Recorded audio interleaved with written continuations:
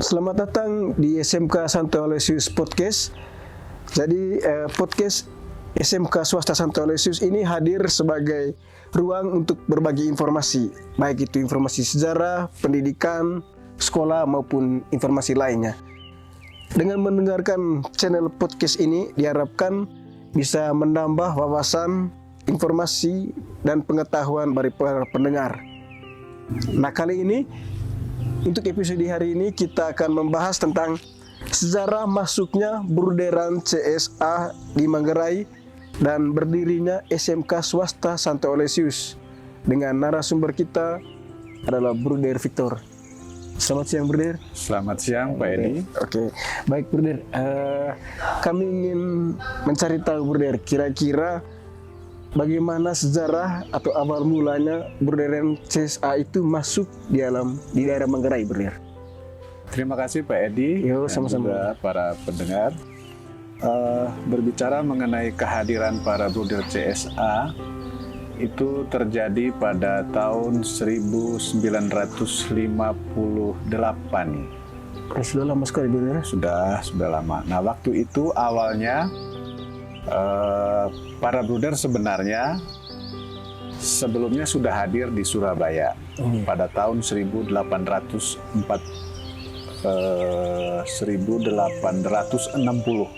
Pada tahun 1860, setelah berkarya di Surabaya, agaknya mendapat perhatian dari Keuskupan Ruteng karena para Bruder mengelola beberapa sekolah di Surabaya. Mungkin Pak Edi pernah dengar SMA Sinlui Surabaya, ada SMA Sinlui Semarang, ada SMA Sinlui Bandung, dan sekolah-sekolah ini termasuk sekolah-sekolah favorit. Agaknya Keuskupan Ruteng waktu itu uskupnya Uskup Willem van Bekum, Wilhelmus van Bekum. Waktu itu dia melakukan pendekatan kepada pemimpin kami, Bruder CSA di Jakarta. Ya. Belum merdeka negara kita waktu itu, ya? Kalau waktu Bruder datang belum, waktu datang awal itu belum. Tetapi kemudian pada tahun 1958 itu sudah, ya, waktu itu sudah. Lalu lakukan pendekatan dan memberi penawaran kepada pimpinan kami, apakah memungkinkan para Bruder itu berkarya di Ruteng untuk menangani sekolah-sekolah yang ada di Ruteng. Begitu Pak Edi awalnya. Awalnya gitu, ya. Terus kira-kira apa visi dan misi Bruderan CSA ini, Bruder? Secara garis besar saja, Bruder. Ketika pimpinan kami mendengar tawaran itu, tentu merasa senang karena keuskupan atau orang melihat bahwa kami bisa terlibat dalam dunia pendidikan, dalam pembentukan kaum muda. Dan memang itulah ladang kami sejak awal ketika pendiri kami Pater Helmons, ya, waktu Pater Helmons mendirikan biara ini, memang perhatian utamanya itu pada orang muda. Bahwa visi besarnya itu adalah pembentukan orang muda seutuhnya. Karena orang muda itu adalah masa depan. Begitu Pak Edi. Maka ketika ada tawaran, kami menyambutnya dengan senang hati sebenarnya pada saat itu. Hanya bagaimana supaya bisa hadir di Ruteng ini, nah itu menjadi pembicaraan para pimpinan pada saat itu. Oke, baik, Bruder. Kira-kira kondisi anak muda pada saat itu, Bruder, bagaimana sehingga ada potensi dari biara untuk merubah kaum muda, atau bagaimana? Maksudnya gambaran kaum muda pada saat itu. Begini Pak Edi, untuk gambaran kaum muda di Ruteng pada saat itu memang kami para Bruder pada saat itu memang belum punya belum punya gambaran. Tetapi secara garis besar tentang Indonesia, para pimpinan sudah melihat kemungkinan yang masih bisa dibuat. Tentu kesempatan untuk mendapat pendidikan yang layak tentu menjadi perhatian besar bagi pimpinan kami, sehingga kurang lebih keadaan di Ruteng dan di Jawa tidak terlalu jauh lah kondisinya, bahwa pendidikan itu masih sangat penting, sehingga anak-anak muda perlu mendapat perhatian untuk itu. Berarti para bruder CSA melihat bahwa anak muda ini adalah aset yang potensial Ya, ke depan, betul, ya? betul, Pak Edi, betul. Baik, Bruder. Ya. Terus berikut, Bruder, kira-kira kenapa yang didirikan itu SMK, bukan SMA atau sekolah yang lain? Kenapa SMK? Oke. Jadi ketika para bruder itu hadir di Ruteng pada tahun 1958, 1998, ya? ya, waktu itu keuskupan menangani sekolah yaitu namanya SGA. SGA. SGA itu apa? SGA itu kepanjangan? sekolah guru atas, persiapan untuk para pendidik dari sekolah guru, Sekolah guru atas, ya. Nah, kemudian sekolah ini berubah menjadi SPG, Sekolah Pendidikan Guru. Dari sekolah kejuruan, dari sekolah di mana menyiapkan orang-orang muda supaya mereka kembali ke masyarakat, mempersiapkan orang muda lagi sehingga mereka menjadi terpelajar, begitu. Nah, pada tahun 1991 SPG ditutup. Gitu. SPG Kenapa ditutup, Bruder? Ya, itu kebijakan pemerintah karena waktu itu agaknya lulusan SPG untuk menjadi guru terlalu banyak. Yang pertama, yang kedua mungkin tuntutan juga bahwa SPG tidak cukup untuk mendidik anak-anak di daerah SD, ya. Ditutup, lalu para bruder memikirkan harus berbuat apa.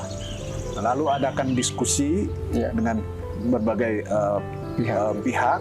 Dan waktu itu pada tahun 94 di kompleks ini dibuka sebuah kursus puslat, pusat pelatihan, pelatihan Berarti dengan dari berbagai keterampilan. SGA, SPG, kemudian puslat, ya. Pendidikan non formal, dan waktu itu tetap orientasinya pada orang muda. Dan yang dicari pada saat itu adalah anak-anak yang putus sekolah, yang tamat SD, tamat SMP, tamat SMA juga boleh mereka dididik di sini, dan kurang lebih sampai tahun 2014, dari tahun 94 berlangsung lama itu, ya. Dan banyak yang datang kursus di sini setiap tahunnya karena di sini diberi keterampilan pertanian, peternakan, otomotif, memasak, menjahit, dan pengelasan. Oh, banyak bidangnya, Ya, ya? banyak bidang. Kira-kira bagaimana caranya para bruder mendata kaum muda yang seperti itu, yang putus sekolah, yang kita kesulitan ekonomi atau apa? Apakah mereka datang secara pribadi ataukah direkrut dengan sistem bagaimana? Terima kasih Pak Edi. Untuk memperoleh informasi, para bruder dan para pendamping di sini turun ke paroki-paroki, ke desa-desa, atau kerjasama dengan pastor paroki, atau kita kerjasama dengan keuskupan lain, karena waktu itu bahkan dari Papua itu juga tidak tertutup untuk daerah lain, ya. Dan waktu awal-awal sampai tahun 2010 ada yang sampai 40 per tahun, dan itu hanya 1 tahun. Nah, mengenai pertanyaan kenapa SMK, lalu pada tahun 2014, dari tahun 2013-2014 peserta kursus itu puslat itu sudah mulai menurun. Maka di tingkat dewan pimpinan CSA mulai memikirkan alternatif lain sambil mendorong puslat yang ada supaya terus melakukan pembenahan agar peminat untuk ikut puslat ini menjadi banyak. Tapi klimaksnya itu pada tahun 2014-2015. Di situ sudah kelihatan sekali peminatnya semakin menurun. Yang paling banyak hanya otomotif. Ya, karena mereka yang mungkin mau jadi sopir atau menjadi teknisi mungkin. Yang terakhir Zahid sudah tidak lagi. Peternakan, pertanian sudah menurun. Sehingga waktu itu para pimpinan berpikir kita harus beralih ke bagian yang lain. Ya. Hebatnya para bruder ini tidak kehabisan akal. Setelah SG-nya ditutup, kemudian dibuka SPG. SPG-nya mengalami kendala, kemudian dibuka puslat. Nah, sekarang puslat mengalami kemunduran minat, terus ada opsi lain. Nah, maka pada saat itu muncullah opsi untuk membentuk SMK, benar ya? Ya, itu tidak kehilangan apa tadi? Tidak kehilangan akal. Tidak kehilangan akal. Ya, karena dalam diri para bruder itu sudah sangat hidup tentang bagaimana caranya supaya orang muda ini disiapkan. Disiapkan. Karena orang muda adalah masa depan. Oke. Bahwa kami melihat perhatian kepada orang muda sama dengan mempersiapkan masa depan. Macam Bruder Victor, walaupun fisiknya sudah agak tua, tapi jiwanya masih semangat muda, Bruder. agak tua. Ya, agak tua, Bruder. Oke, baik, Bruder. Ini setelah SMK, Bruder, kenapa jurusannya hanya teknik kendaraan ringan otomotif dan teknik pengasahan? Kenapa tidak ada jurusan lain? Pertanian misalnya. Di Manggarai ini kan didominasi oleh pertanian, peternakan. Kenapa tidak jurusan seperti itu? Oke, Pak Edi. Ya memang gampangnya memang begitu ya, karena di sini sudah ada pusat pelatihan pertanian. Ya, kami melihatnya begini, Pak Edi. Waktu itu kami pertimbangkan, memang pertama apa yang kami punya. Itu dulu, apa yang kami punya. Yang kami punya waktu itu memang lahan pertanian ada, otomotif ada, pengelasan ada, kemudian menjahit ada. Lalu kami melakukan komunikasi dengan berbagai pihak, ya, dengan berbagai pihak. Minta pendapat. Ya, minta pendapat dari para alumni SPG yang punya pengalaman di seluruh wilayah Manggarai ini, kemudian di keuskupan, kemudian pemerintah, Dinas Pendidikan Pemuda dan Olahraga, Dinas PPO Manggarai. Dari diskusi-diskusi dengan berbagai pihak itu, maka itu lalu ya, kami mengambil kesimpulan bahwa teknik otomotif dan teknik pengelasan adalah sebuah peluang yang bisa kami wujudkan dengan membuka SMK ini. Ya, apalagi sekarang kan perkembangan kendaraan di Manggarai ini semakin meningkat. Ya. Berarti para bruder tidak mengambil keputusan dengan gamblang gitu, harus banyak pertimbangan. Ya, betul.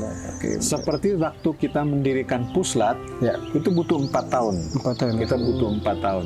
Waktu untuk mendirikan Puslat, persiapannya untuk itu. Lama sekali. Betul, karena ada kecenderungan waktu itu mau buka SMA, mau buka SMP, mau buka diploma. Banyak opsi untuk. Ya, banyak opsi waktu itu. Tetapi ketika kita beralih ke SMK, waktu itu melihat tren juga waktu itu kan SMK menjadi perhatian besar dari pemerintah, dan kita melihat program di SMK itu sangat menjanjikan untuk menyiapkan anak-anak supaya mereka bisa langsung bekerja. Ya, begitu Pak Edi.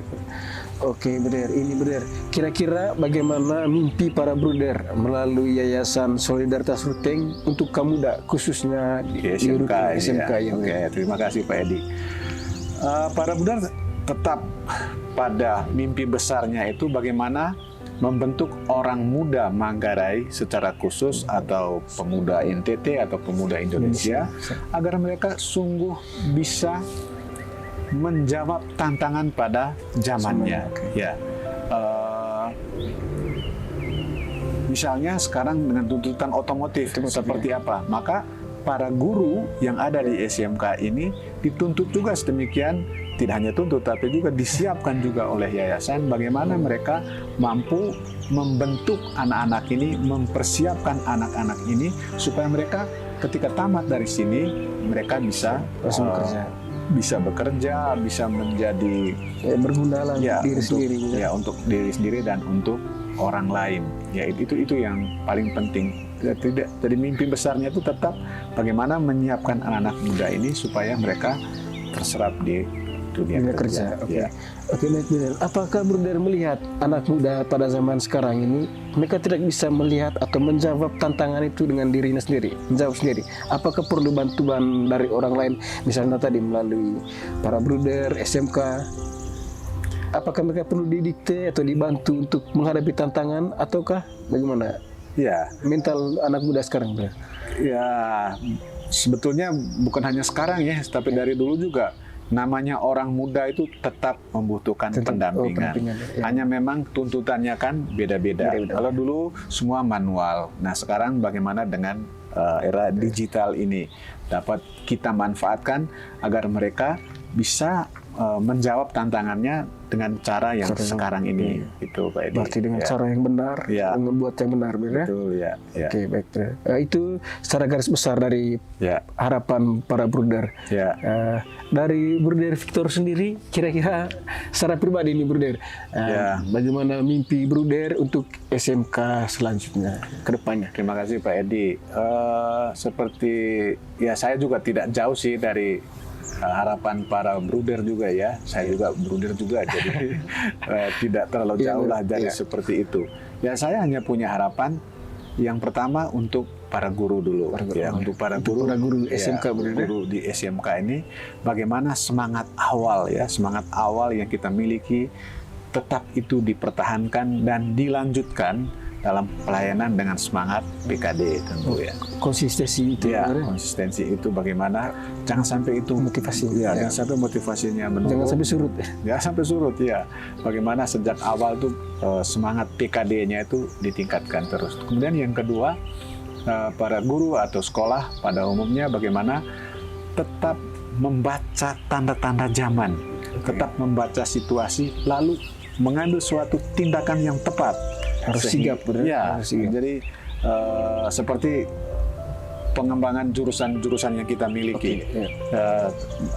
Apakah teknik pengelasan masih tetap seperti itu? Apakah teknik kendaraan ringan otomotif ini perlukah membuka jurusan yang lain? Nah, ini perlu sebuah kajian, dan kiranya hari-hari yang akan datang ya kita bisa melihat peluang-peluang itu sehingga kita benar menyiapkan anak-anak kita untuk bisa kerja di masyarakat.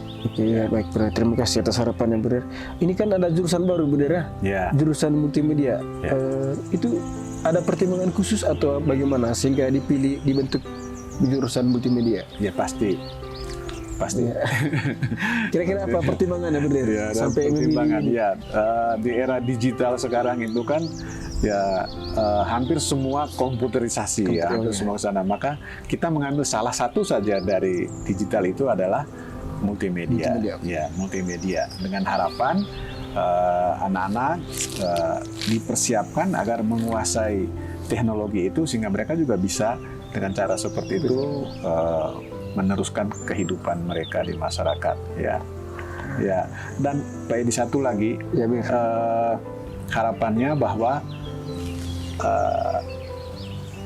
saya sangat menyadari bahwa keberadaan SMK Santo Aloysius ini tidak bisa berdiri sendiri. Dia harus bekerja sama dengan pihak lain. Dan saya sangat bersyukur bahwa kita sejak awal telah membangun kerjasama dengan pihak lain, misalnya dengan pemerintah, itu pasti ya, dengan alumni. Dengan gereja. Kemudian untuk meningkatkan profesi, kita kerjasama dengan yayasan-yayasan lain. Dalam hal ini misalnya YPAK Semarang. Dan sejak awal, para guru-guru awal itu disiapkan di Semarang kurang lebih 1 bulan. Sebelum ini didirikan. Sebelum didirikan SMK, mereka sudah kemudian dengan perusahaan-perusahaan. Kemudian dengan yayasan-yayasan di luar negeri. Saat ini kita sedang kerjasama dengan sebuah yayasan. Dulu ada namanya, saya lupa, minta maaf. Children itu, masih ingat? Saya lupa, EduChild. Tolong nanti. EduChild itu. Dulu dia menyumbang kita beberapa alat praktek. Kemudian ada satu di Semarang juga yang menyumbang juga alat praktek. Dan saat ini dengan sebuah yayasan dari Belanda, Jerman, mereka mendonasi. Mereka memberi bantuan berupa alat-alat praktek, baik itu di teknik otomotif, teknik pengelasan dan multimedia. Dan nanti tanggal 8 dia akan datang untuk melihat kemungkinan-kemungkinan lain yang bisa dibuat. Mungkin kita lihat SMK Swasta Santo Aloysius ini punya potensi yang baik, sehingga banyak dukungan dari banyak pihak. Mungkin semangat spirit dari para bruder sama dengan kalimat yang dikatakan oleh Insinyur Soekarno dulu, Bruder. Bagaimana? Berikanlah aku 10 pemuda dan akan kugoncangkan dunia. Ya, betul. Maka berikanlah pemuda-pemuda ke tangan para bruder dan mereka akan dibimbing biasa untuk menjadi agen perubahan di masa depan, Bruder ya. Betul ya, betul itu ya. Ya. Oke, sekian saja untuk episode kali ini, sejarah berdirinya SMK Santo Aloysius dan sejarah masuknya Bruderan di Manggarai. Pastikan Anda untuk selalu berlangganan dan stay tune di channel podcast kami agar Anda tidak ketinggalan episode berikutnya.